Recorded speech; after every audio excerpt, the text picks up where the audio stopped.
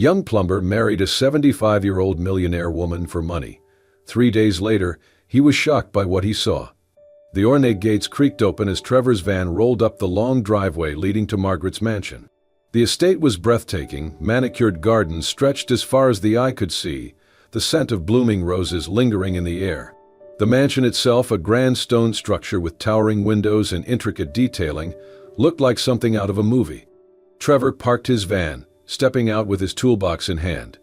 His worn jeans and work boots felt glaringly out of place against the backdrop of such opulence. He took a deep breath, shaking off his initial intimidation. This wasn't the first time he'd worked in a wealthy neighborhood, but this house was on a whole different level. As he rang the doorbell, the massive wooden door swung open almost immediately.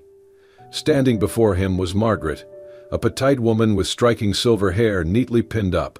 She wore an elegant blouse and slacks, her posture straight and her gaze sharp. Despite her age, there was a commanding presence about her, one that Trevor found both intimidating and intriguing. "You must be the plumber," Margaret said, her voice smooth and steady. "Yes, Mom," Trevor replied, offering a polite smile. "I'm Trevor. I'm here to fix the leak in the upstairs bathroom." Margaret nodded, stepping aside to let him in. "Right this way." Trevor followed her through the marble-floored foyer, his eyes darting to the grand staircase, the glittering chandelier above, and the artwork lining the walls. Each piece seemed more valuable than anything he'd ever owned. "You have a beautiful home," he said, trying to make small talk. Margaret glanced over her shoulder, a faint smile tugging at her lips. "Thank you. It's been my sanctuary for many years." They reached the bathroom, an expansive space with gleaming fixtures and an oversized tub that could have doubled as a small pool.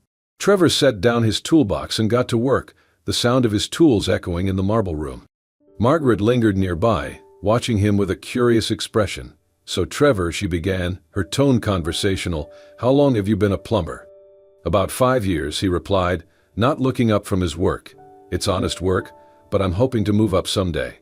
Start my own business, maybe." "Ambitious," Margaret said, crossing her arms. "Ambition is good, but it can also be dangerous if it blinds you to other things." Trevor paused, glancing up at her. "I don't see how wanting to make a better life for myself is dangerous." Margaret tilted her head slightly, studying him. "You think money is the key to a better life?" "Isn't it?" Trevor countered, leaning back on his heels. "Look at this house, the life you have. If I had this kind of money, I wouldn't have to worry about anything." Margaret's smile widened, though there was a hint of something deeper in her expression, amusement perhaps, or maybe wisdom. "You think this house means I don't worry about anything, doesn't it?" Trevor asked, his tone almost defensive. Margaret stepped closer, her gaze piercing.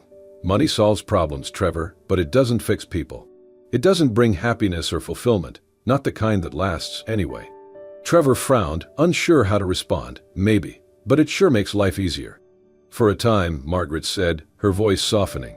"But the things that truly matter, connection, purpose, love, money can't buy those. If you spend your life chasing wealth, you might find yourself more lost than you were when you started." Trevor let out a short laugh, shaking his head. "No offense, but that's easy for you to say. You've already made it. You don't know what it's like to scrape by." Margaret's expression didn't falter. If anything, her eyes seemed to gleam with understanding. "Don't I?"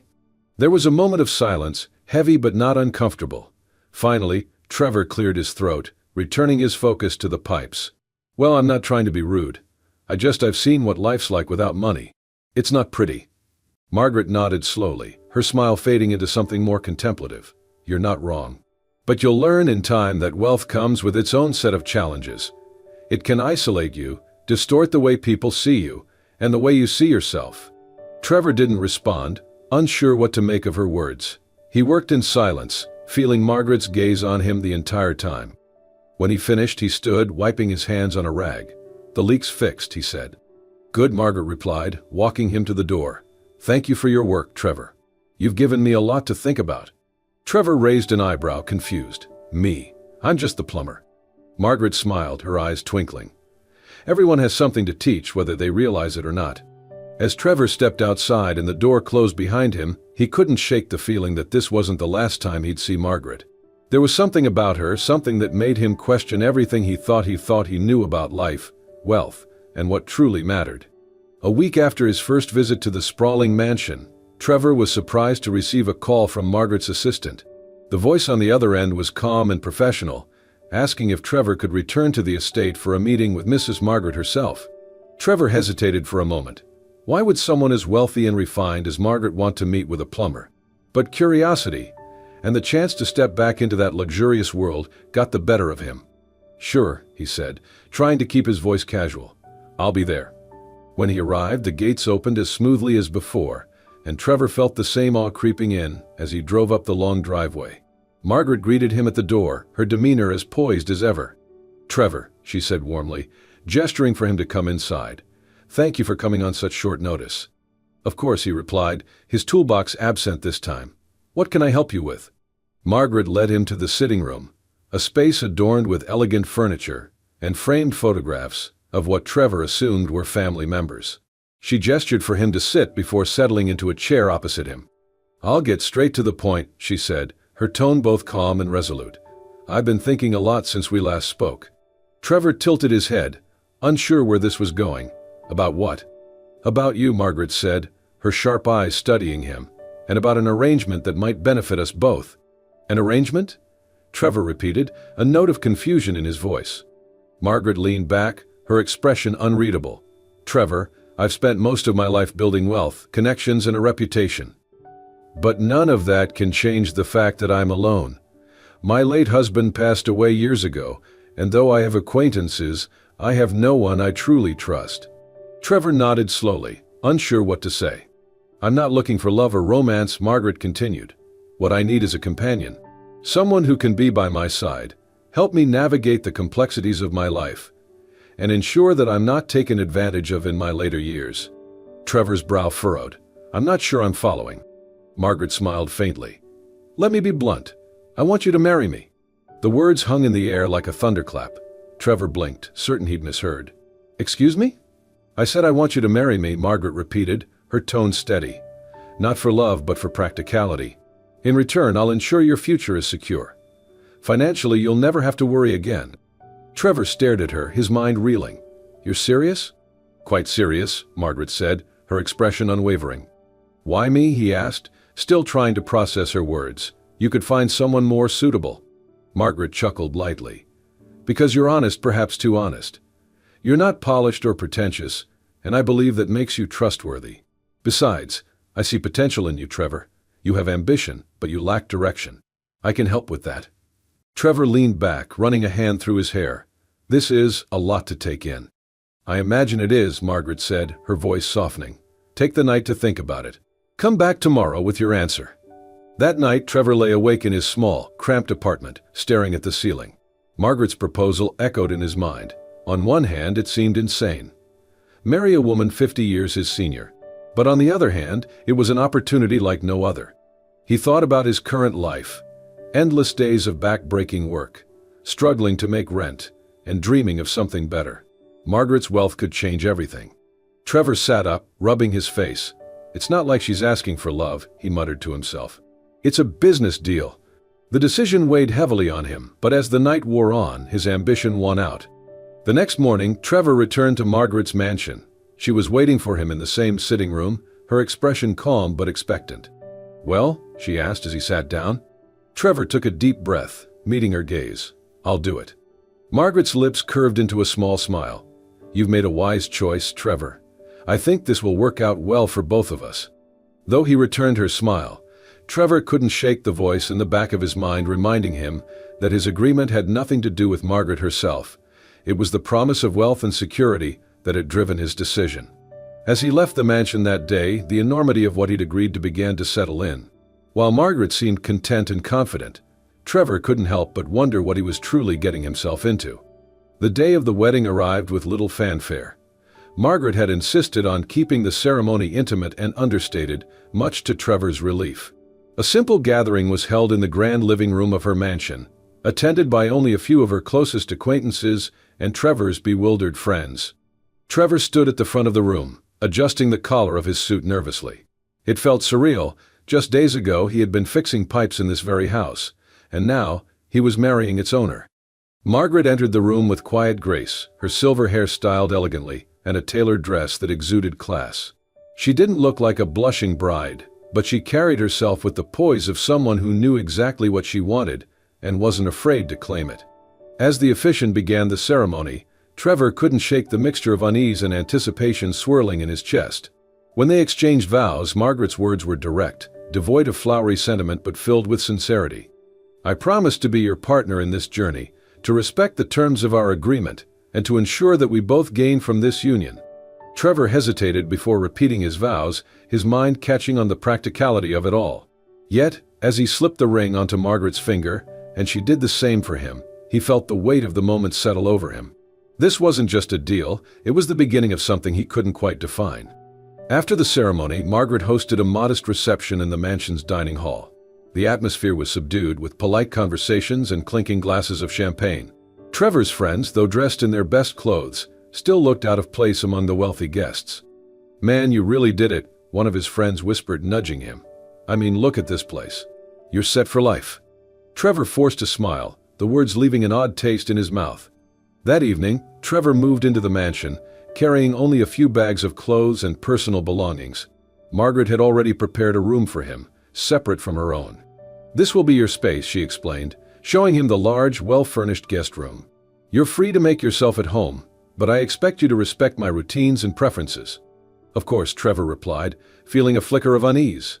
Over the next few days, Trevor began to settle into his new life, though it was far from what he had imagined. The mansion was quiet, almost eerily so, and Margaret kept to herself for the most part. But gradually their paths began to cross more often. Margaret would invite him to join her for breakfast in the sunlit dining room, where they'd exchange polite conversation over coffee and toast. In the evenings they'd occasionally sit in the library, Margaret reading while Trevor aimlessly scrolled on his phone. At first Trevor found her aloof demeanor intimidating, but he soon realized there was more to her than met the eye. Margaret had a sharp wit and a dry sense of humor that caught him off guard. She spoke with the confidence of someone who had seen the world and weathered its storms, and her stories often left him captivated. One evening after dinner, Trevor found Margaret in the sitting room, staring at an old photograph on the mantel. "Is that your husband?" he asked, gesturing to the picture. Margaret nodded, her expression softening. "Yes, Charles. He was a good man, though we had our differences." "What happened to him?" Trevor asked cautiously. "He passed away nearly 10 years ago," Margaret said, her voice steady. "It was sudden. A heart attack." "I'm sorry," Trevor said, unsure what else to say. Margaret turned to him, a faint smile on her lips. "Don't be. Life moves on and so must we."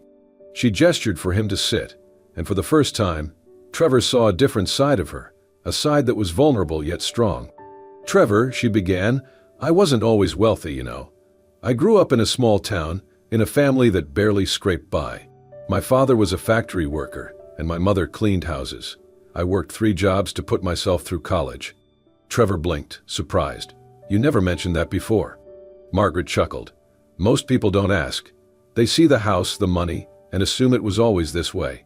She leaned back in her chair, her gaze distant. "Charles and I built our fortune from scratch.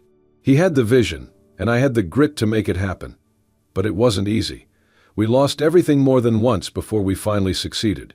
Trevor stared at her, his mind racing. He had assumed Margaret's wealth was inherited, a byproduct of privilege. But hearing her story, he felt a pang of shame for how he had judged her, and for why he had agreed to this marriage in the first place. "Why are you telling me this?" he asked quietly. Margaret met his gaze, her expression calm but piercing. "Because I want you to understand that wealth means nothing if you lose yourself along the way. I've seen too many people chase money and end up with nothing of real value." Trevor looked away, her words cutting deeper than he expected. He had married her for money, there was no denying that. But now, sitting here with her, hearing her story, he felt an unfamiliar tug of guilt, and something else he couldn't quite name. Margaret placed a hand on his arm, her touch light but firm. "Trevor, life has a way of teaching us what truly matters. I hope, for your sake, you learn that lesson sooner rather than later." As she stood and left the room, Trevor remained seated, her words echoing in his mind. For the first time since agreeing to this marriage, he began to question not just his motives, but himself. 3 days after the quiet, understated wedding, Trevor found himself slowly adjusting to life in the mansion. Despite the surreal luxury surrounding him, he couldn't shake a lingering sense of unease. The practical nature of the marriage gnawed at him, but he reassured himself that it was all worth it for the future Margaret had promised.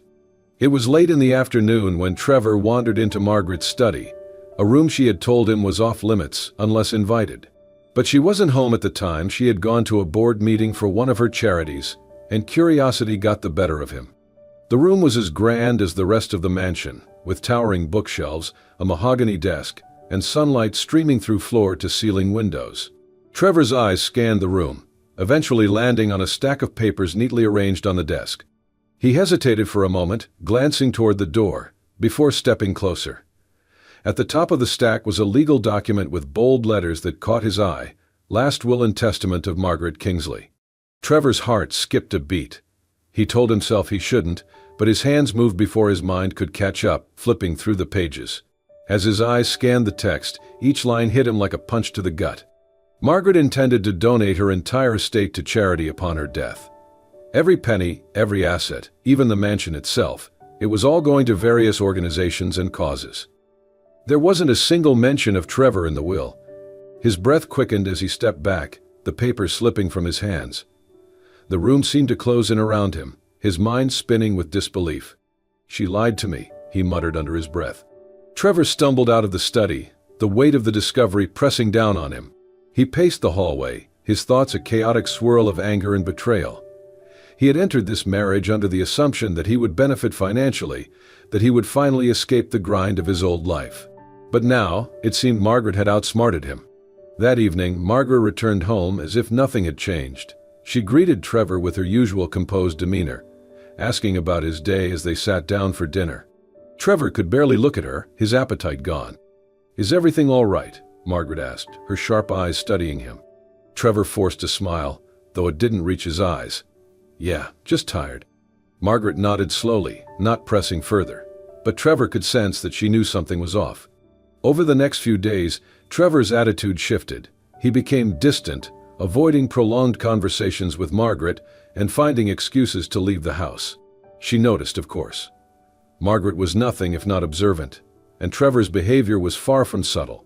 One afternoon, as they sat in the sunroom, Margaret set down her teacup and folded her hands in her lap.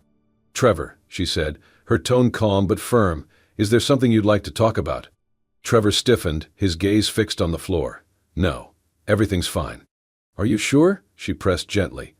"You've seemed preoccupied lately." "I'm fine," he said quickly, standing and walking toward the door. "I just need some air." Margaret watched him leave, her expression unreadable. That evening, Trevor sat alone in his room, replaying the moment he found the will over and over in his mind. The more he thought about it, the angrier he became. "She used me," he muttered, his fists clenching. "She knew I'd agreed to this marriage because of the money, and she didn't say a word about her plans." But beneath the anger there was something else, a flicker of shame. Margaret had been nothing but honest with him about her intentions for their marriage. She had never promised him wealth or love, only companionship. It was Trevor who had assumed he would benefit financially. The realization left him feeling hollow, but his pride wouldn't let him confront her. Margaret, meanwhile, observed Trevor's behavior with quiet patience. She had her suspicions about what was troubling him, but she chose not to address it directly. Instead, she carried on as usual, giving him the space to process whatever was weighing on him. Late one night, she found herself sitting in the study, staring at the same stack of papers Trevor had discovered days earlier. She knew it was only a matter of time before he stumbled upon her will. It was part of the reason she had left it out. Margaret sighed, a faint smile tugging at her lips. "Let's see what you're really made of, Trevor," she murmured to herself. As the days turned into a week, the tension between them grew. Trevor felt trapped, unsure of how to navigate the situation. He avoided Margaret as much as possible, but her calm and collected demeanor only added to his frustration. One evening, as he sat alone on the back patio, staring out at the garden, he couldn't shake the memory of Margaret's words from their earlier conversations. "Life has a way of teaching us what truly matters." Trevor frowned, his anger slowly giving way to doubt. What if Margaret's decision to donate her fortune wasn't a trick but a lesson? What if she was testing him, waiting to see if he could rise above his greed?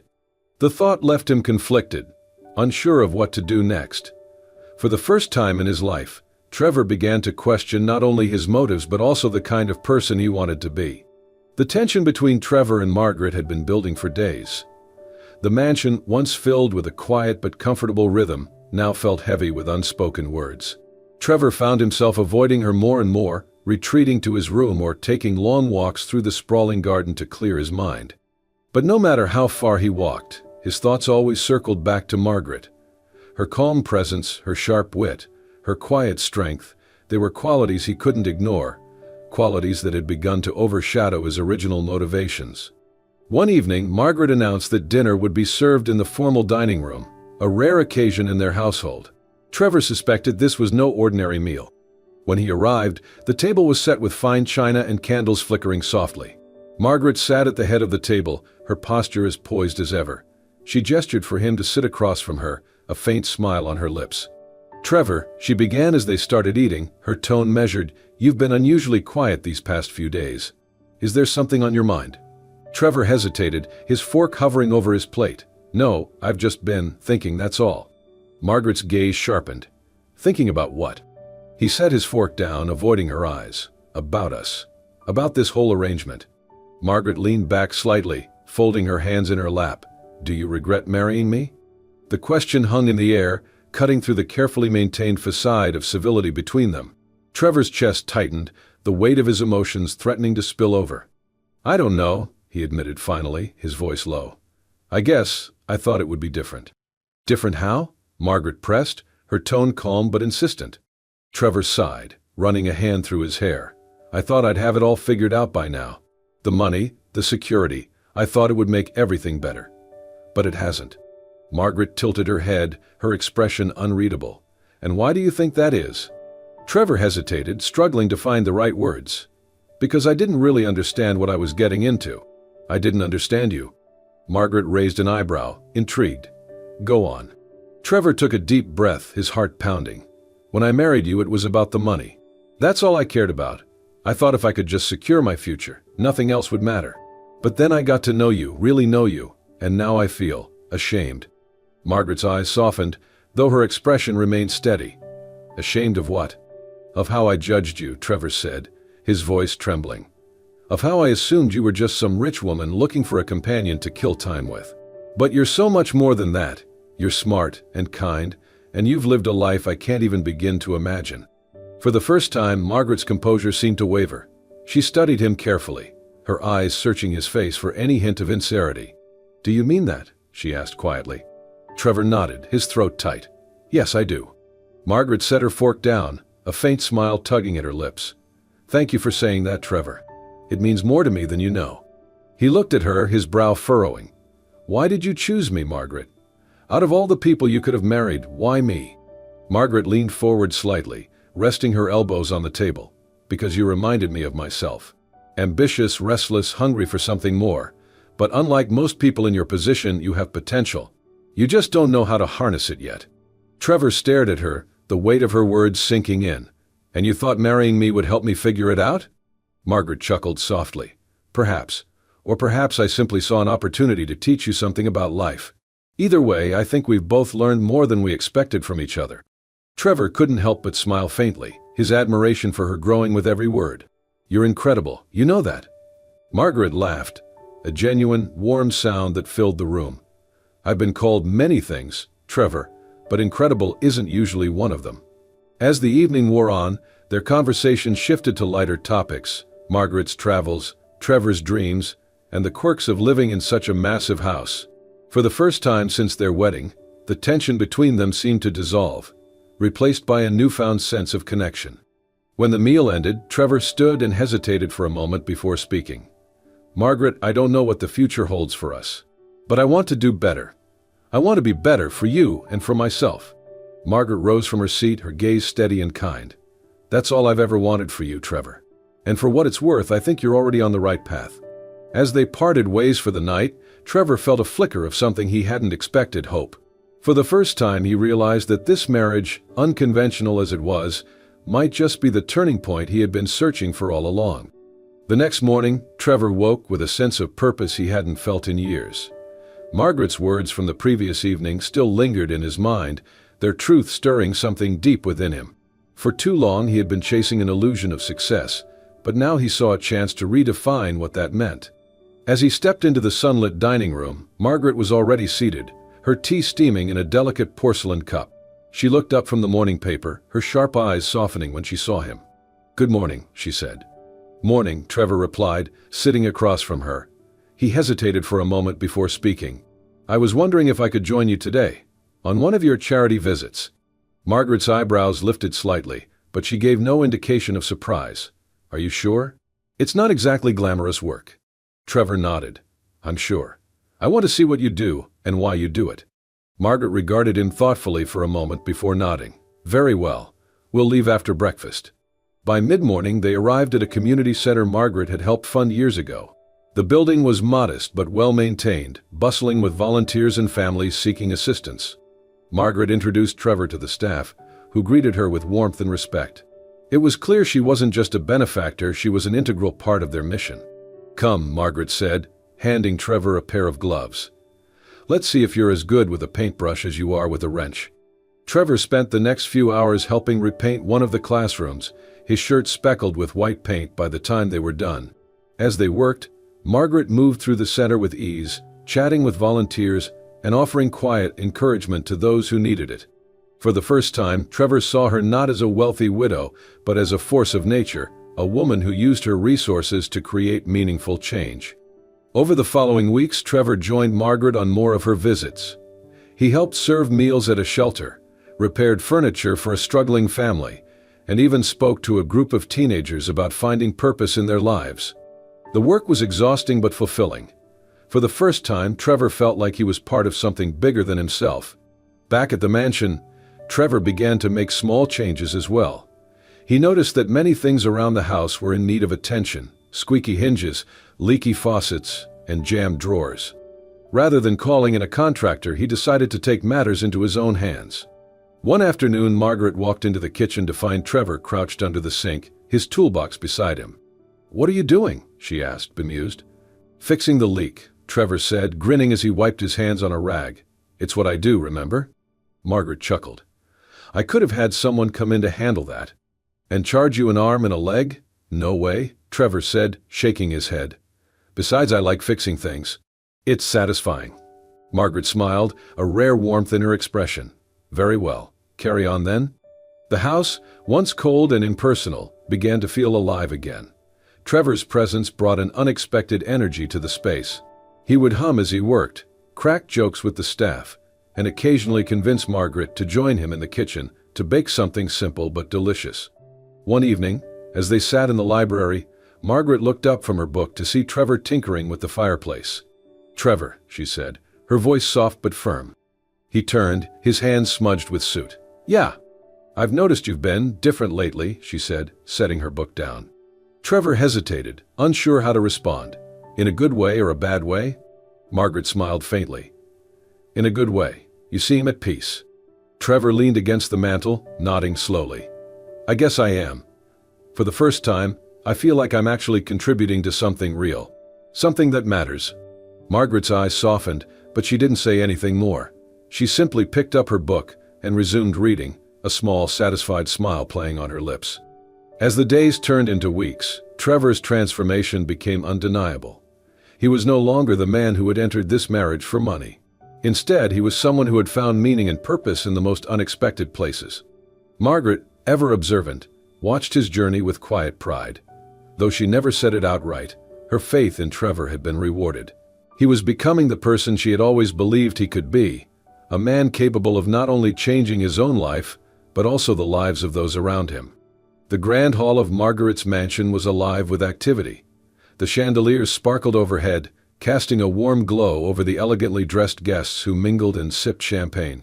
The event, a charity gala Margaret had been planning for months, was a gathering of the city's most influential philanthropists, community leaders, and benefactors. Trevor adjusted his tie nervously as he stood near the entrance, watching the room fill with people who seemed worlds away from his humble beginnings. He had been helping Margaret organize the event, but he hadn't expected her to ask him to play such a significant role. "Trevor," Margaret's calm voice brought him back to the present. She approached him with her usual grace, her silver gown shimmering softly. "Are you ready?" He swallowed hard, his palms damp. "Not really. I'm not exactly a public speaker. Margaret placed a reassuring hand on his shoulder. You'll do fine. Just speak from the heart. That's all anyone wants to hear. Trevor nodded, though the knot in his stomach remained. As the guests settled into their seats, Margaret stepped onto the small stage at the front of the room. She welcomed everyone with her characteristic poise, her words weaving a narrative of gratitude and hope for the future. And now, she said, her eyes sweeping over the crowd, I'd like to introduce someone who has become an integral part of my life and the work we do here. Trevor, would you join me? Trevor stood, feeling the weight of every gaze in the room as he made his way to the stage. Margaret stepped aside, giving him the floor. He cleared his throat, gripping the edges of the podium. Good evening, everyone, he began, his voice shaky but steadying with each word. When Margaret asked me to speak tonight, my first thought was, why me? I'm not a businessman or a philanthropist. I'm just a plumber who got lucky. A ripple of laughter eased the tension in the room, and Trevor took a deep breath, gaining confidence. The truth is, when I first met Margaret, I was lost, he continued. I thought money was the answer to everything. I thought if I could just find a way to escape the life I had, everything would fall into place. So when Margaret proposed our arrangement, I jumped at the chance, not because I understood what it meant, but because I saw an opportunity to get ahead. The room grew quiet, the weight of his confession hanging in the air. But I was wrong, Trevor said, his voice thick with emotion, because what Margaret gave me wasn't just a way out. She gave me a way forward. She showed me what it means to care about something bigger than yourself, to use what you have to make a difference in the lives of others. He paused, his eyes scanning the room.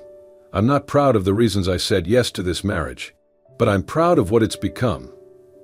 And I'm proud to stand here tonight, knowing that Margaret has taught me not only the value of giving but the value of living with purpose. A wave of applause erupted as Trevor stepped back from the podium, his chest heaving with relief and emotion. He turned to Margaret, who was smiling, her eyes shimmering with pride.